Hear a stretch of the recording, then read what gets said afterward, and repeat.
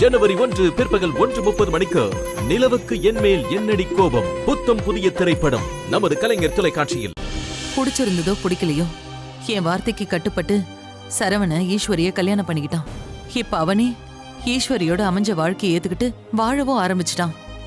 நீ மட்டும் விட்ட இடத்துலயே நின்னா எப்படி?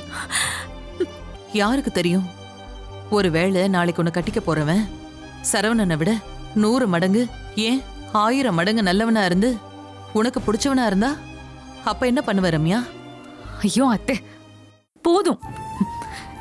நீங்களும் என்ன கன்வின்ஸ் பண்றதா நினைச்சிட்டு என்ன மேலும் மேலும் காயப்படுத்தாதீங்க.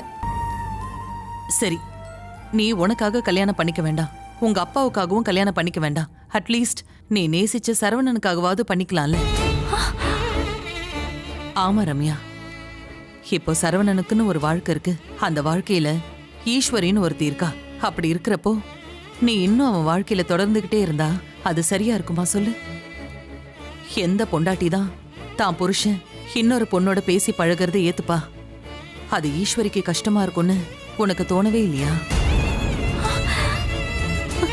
அத்தை, நான் சரவணன் கிட்ட பேசுறது அவனோட பிரச்சனைய சரி பண்ற நோக்கத்துல மட்டும்தான்.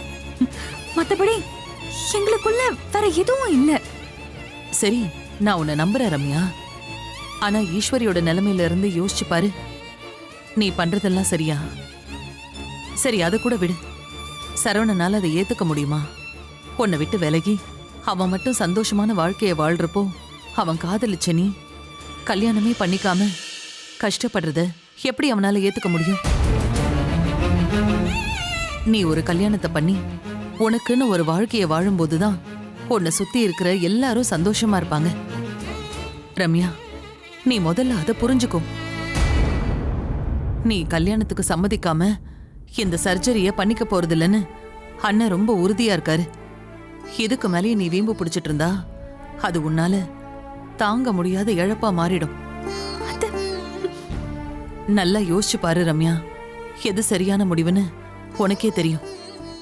என்ன உன் அம்மா மாதிரின்னு நீ அடிக்கடி சொல்லுவ. உன் அம்மாவா இருந்து கேட்டுக்கிறேன்.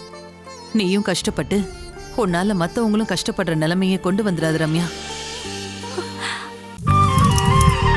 ஜனவரி 11 பிற்பகல் 1:30 மணிக்கு இட்லி கடை சூப்பர் ஹிட் திரைப்படம்